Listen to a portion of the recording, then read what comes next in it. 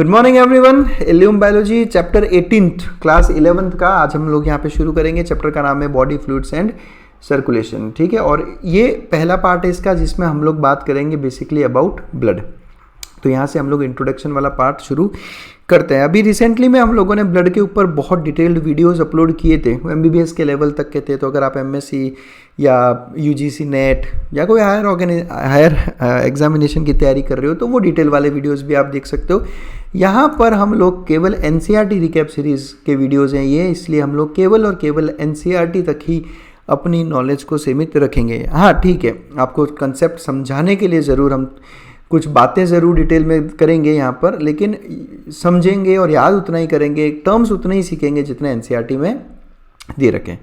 अगर आपको इसमें डिटेल्ड वीडियोस देखने हैं और तो हमारे चैनल में हर वीडियो के नीचे एक ज्वाइन बटन है, उस ज्वाइन बटन को क्लिक करो, उससे आप हमारे मेंबर बन जाओगे, जिससे आप लोगों के लिए वो जो वीडियोस जो केवल मेंबर ओनली वीडियोस है वो भी आप लोगों के लिए ओपन हो जाएंगे। और मेंबर बनते ही आप मुझे मेरे इस व्हाट्सएप नंबर पर आप मैसेज करो कि आप हमारे मेंबर हो, ताकि मैं आपको मेंबर वाले ग्रुप में ऐड कर सकूँ, जहाँ पे हम लोग अच्छे डाउट्स और जो दूसरा हमारे लिए इम्पोर्टेंट चीज़ें हैं वो सब वहाँ पे कंसिडर करते हैं। चलिए शुरुआत करते हैं इस चैप्टर के हम लोग NCERT पॉइंट ऑफ व्यू से। हम बात करते हैं एक नॉर्मल सेल की।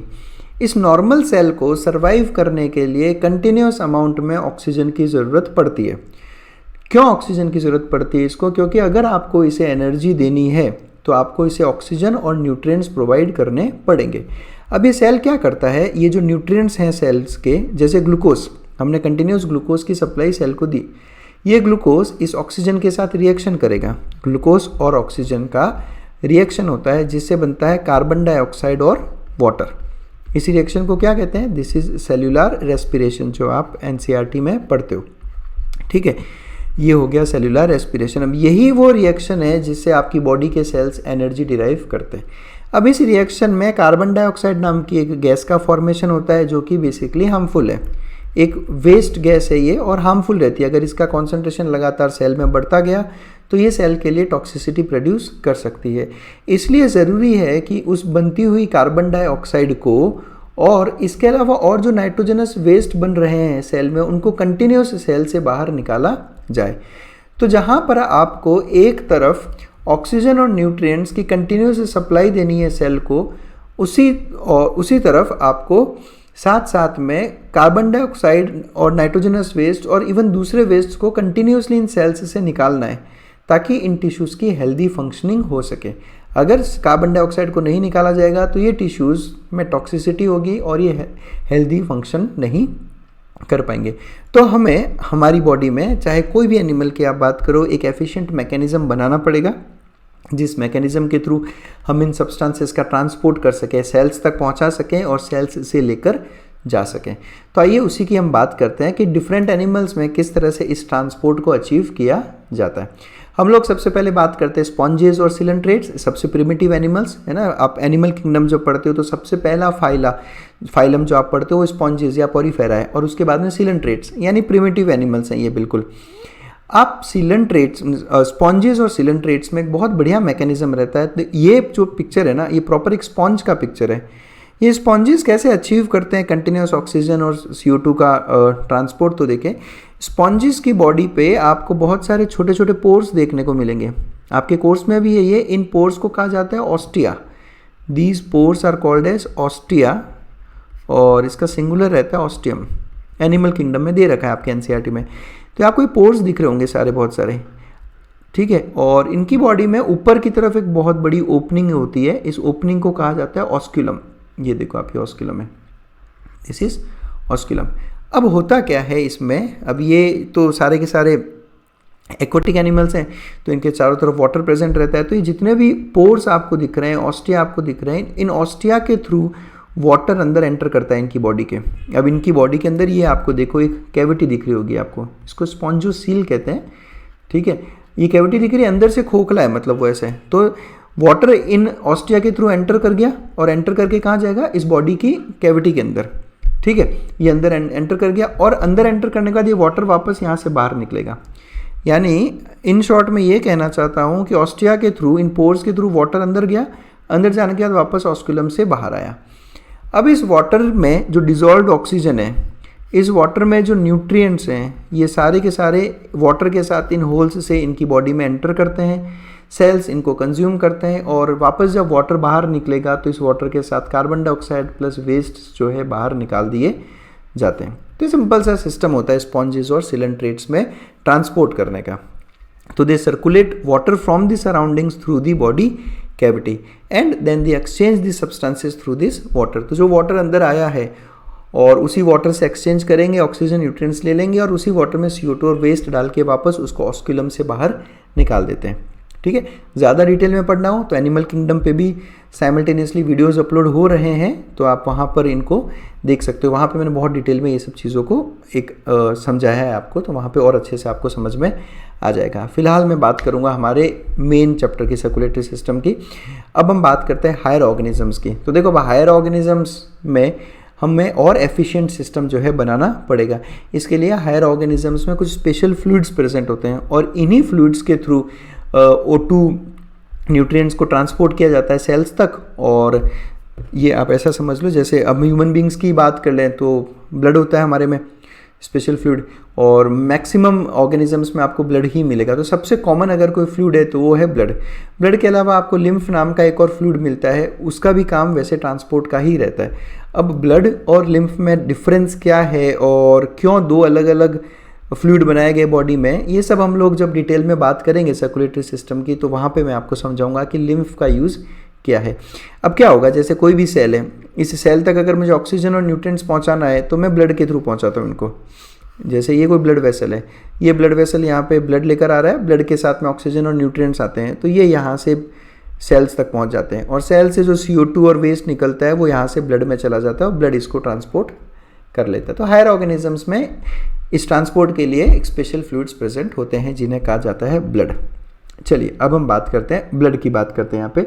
देखो ब्लड सबसे पहली बात एक स्पेशलाइज्ड कनेक्टिव टिश्यू है, ये आप पहली चीज़ याद कर लें। It is a specialized fluid connective tissue. ये एक ऐसा कनेक्टिव टिश्यू है जिसका मैट्रिक्स फ्लूइड होता है। आपने जब कनेक्टिव टिश्यू पढ़ा तो उसमें आपने पढ़ा कि हर कनेक्टिव टिश्यू में एक मैट्रिक्स या एक ग्राउंड सब्सटेंस होता है।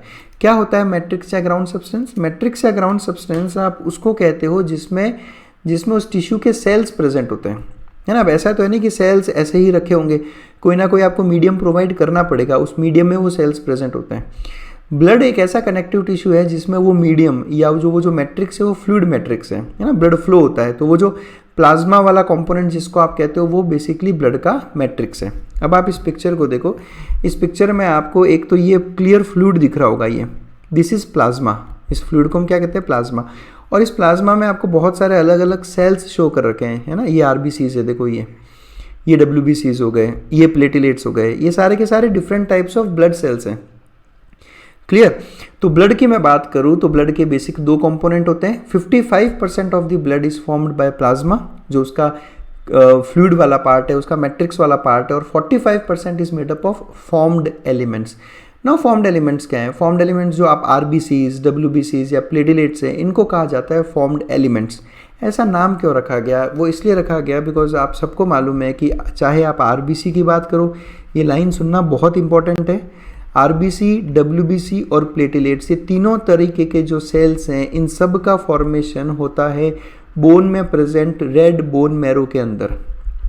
और रेड बोन मैरो में बनने के बाद में RBCs, WBCs और प्लेटिलेट्स ब्लड में पहुंचाए जाते हैं, इसलिए इनको फॉर्म्ड एलिमेंट्स कह दिया। ब्लड के ऐसे एलिमेंट्स जिनका फॉर्मेशन पहले कहीं और हुआ, बाद में इनको ब्लड में डाला गया, इसलिए इनको कहा गया फॉर्म्ड एलिमेंट्स। क्लियर। तो प्लाज्मा बेसिकली 55% वाला इसका पार्ट है। इसका कलर रहता है स्ट्रॉ कलर्ड। स्ट्रॉ मतलब जो सूखी घास जिसको आप कहते हो ना, तो स्ट्रॉ कलर्ड विस्कस फ्लूइड है जो इसका बेसिकली मैट्रिक्स का फॉर्मेशन करती है इसका। तो ये एक ऐसा कनेक्टिव टिश्यू है जिसका मैट्रिक्स जो है फ्लूइड का होता है। फिर बात करें फॉर्म्ड एलिमेंट्स की, इन सब का फॉर्मेशन रेड बोन मैरो में होगा और ये 3 टाइप के होते हैं। अगर ऐसे फॉर्म्ड एलिमेंट्स जिनका कोई कलर नहीं होता उनको हम कहते हैं ल्यूकोसाइट्स। ल्यूको इस वर्ड का मतलब होता है कलरलेस या फिर वाइट या कलरलेस। इस वर्ड को आपने बॉटनी में भी पढ़ा होगा। कहाँ पे? जब आपने पढ़ा होगा ल्यूकोप्लास्ट। पढ़ते हो ना, क्लोरोप्लास्ट, ल्यूकोप्लास्ट, प्लास्टिड्स होते हैं ये बेसिकली।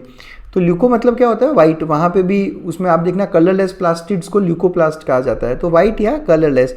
तो ल्यूकोसाइट्स, और साइट्स मतलब क्या हो गया, सेल्स, तो क्लियर नाम है वाइट सेल्स, यानी कि वाइट ब्लड सेल्स को ल्यूकोसाइट्स कहते हैं। उसके बाद में आता है एरिथ्रोसाइट्स। एरिथ्रो भी आप याद रखें, एरिथ्रो वर्ड रेड के लिए यूज़ होता है। आप जब एल्गी पढ़ते हो, रेड एल्गी की बात करते हो, तो रेड एल्गी को आप क्या कहते हो, एरिथ्रोफाइट्स। क्यों? क्योंकि एरिथ्रो का मतलब ही रेड होता है, तो एरिथ्रोसाइट्स रेड ब्लड सेल्स, ठीक है। और बिकॉज इनका कलर रेड कलर का रहता है एक पिगमेंट की वजह से, इसलिए एरिथ्रोसाइट्स या रेड ब्लड सेल्स इनको नाम दिया गया। और तीसरा नाम है थ्रोम्बोसाइट्स। थ्रोम्बो इस वर्ड का मतलब होता है ब्लड क्लॉट। तो ब्लड क्लॉट, ऐसे सेल्स जो ब्लड क्लॉट करने में हेल्प करते हैं उनको हम कहते हैं थ्रोम्बोसाइट्स, यानी जो आपके प्लेटलेट्स हैं वो थ्रोम्बोसाइट्स हैं। तो आप जैसे जैसे नाम बनाते जा रहे हैं ना, उन नाम को स्प्लिट करना सीखें और ऐसा नाम क्यों रखा गया वो सीखें। अगर आप इस तरह से पढ़ेंगे चीज़ों को, इनका नेमिंग के पीछे भागेंगे कि ऐसा नाम क्यों है, तो आपको इनके फंक्शंस या इनके कैरेक्टर्स अपने आप याद होने लगेंगे। आगे चलते हैं, ल्यूकोसाइट्स की बात करते हैं। ल्यूकोसाइट्स को दो पार्ट्स में डिवाइड किया गया, या दो टाइप के होते हैं, ये ग्रेनुलोसाइट्स एंड अग्रेनुलोसाइट्स। ग्रेनुलोसाइट्स तीन तरह के, बेसोफिल्स, एसिडोफिल्स और न्यूट्रोफिल्स।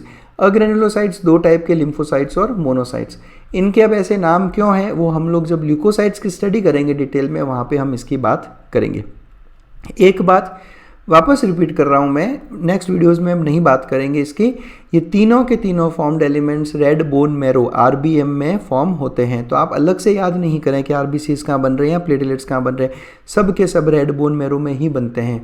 और ये सब के सब का प्रिकर्सर सेल भी जो है सेम रहता है, जो हीमोपोएटिक स्टेम सेल्स हैं इनसे बनते हैं ये सारे के सारे। चलिए अब हम बात करते हैं ब्लड प्लाज्मा की। तो ब्लड प्लाज्मा के बारे में हमने क्या कहा कि ब्लड का 55% पार्ट, इसका मैट्रिक्स जो लिक्विड है, जो फ्लूइड है, वो उसका बना रहता है। प्लाज्मा को कैसे समझे हम लोग, एक काम करते हैं, ब्लड को कलेक्ट करते हैं हम एक टेस्ट ट्यूब में, ठीक है। और टेस्ट ट्यूब में कलेक्ट करेंगे, हम मेक श्योर करेंगे कि ब्लड क्लॉट ना हो, मेक श्योर करेंगे कि ब्लड क्लॉट नहीं हो। तो इस टेस्ट ट्यूब में हमने पहले से एक एंटीकोएगुलेंट डाल रखा है। ये वर्ड आया है, नया वर्ड आया है, अगर आपने मेरे पुराने वीडियोज़ नहीं देखे एंटीकोएगुलेंट, तो मैं आपको ये समझा दूँ आपको एक बार। एंटी मतलब ऑपोजिट और कोएगुलेंट मतलब कोएगुलेट करना या क्लॉट करना। ऐसे केमिकल्स या ऐसे सब्सटेंसेस जो ब्लड को क्लॉट नहीं होने देते उनको हम कहते हैं एंटीकोएगुलेंट्स। तो अगर मैंने इस टेस्ट ट्यूब में पहले से कोई एंटीकोएगुलेंट डाल रखा है और बाद में मैं इसमें ब्लड डालता हूँ तो ये ब्लड क्लॉट नहीं होगा। लेकिन जब मैं इस टेस्ट ट्यूब को इसी तरह से वर्टिकली छोड़ दूँ तो कुछ टाइम बाद में ये जो रेड ब्लड सेल्स हैं, वाइट ब्लड सेल्स हैं या प्लेटलेट्स हैं, ये आकर नीचे डिपॉजिट होने लगेंगे। ये आकर सारे के सारे सेल्स नीचे डिपॉजिट हो गए और इसका जो मैट्रिक्स वाला पार्ट है, जो फ्लूइड वाला पार्ट है, वो ऊपर दिखेगा आपको इस तरह से, ये इस तरह से। तो ये स्ट्रॉ कलर जो आपको फ्लूइड दिख रहा है, दिस इज ब्लड प्लाज्मा। और नीचे की तरफ सारे के सारे आपको सेल्स दिखेंगे, ठीक है। अब सेल्स तो WBCs भी हैं, RBCs भी हैं और प्लेटलेट्स भी हैं, लेकिन आपको मेन नीचे रेड कलर के रेड ब्लड सेल्स दिखते हैं। उसका रीज़न ये है कि जब हम पढ़ेंगे तो हम डिस्कस करेंगे कि किस तरह से ब्लड का मेजर कंपोनेंट RBCs का ही बना है। तो जितने भी फॉर्म्ड एलिमेंट्स हैं उनमें सबसे ज़्यादा RBCs मिलते हैं। इनफैक्ट इनका जो नंबर है वो बहुत ज़्यादा है compared to platelets and WBCs, इसलिए आपको मेनली RBCs ही दिखते हैं। तो ये है ब्लड प्लाज्मा। ब्लड प्लाज्मा, पहला क्वेश्चन जो एग्जाम में आता है कि ब्लड प्लाज्मा ब्लड का कितना कंपोनेंट बनाता है, तो 55%। अब अगर प्लाज्मा की बात करूँ तो प्लाज्मा का 90 to 92% पार्ट जो है वो बनता है वाटर से, क्लियर वाटर है 90 से 92%।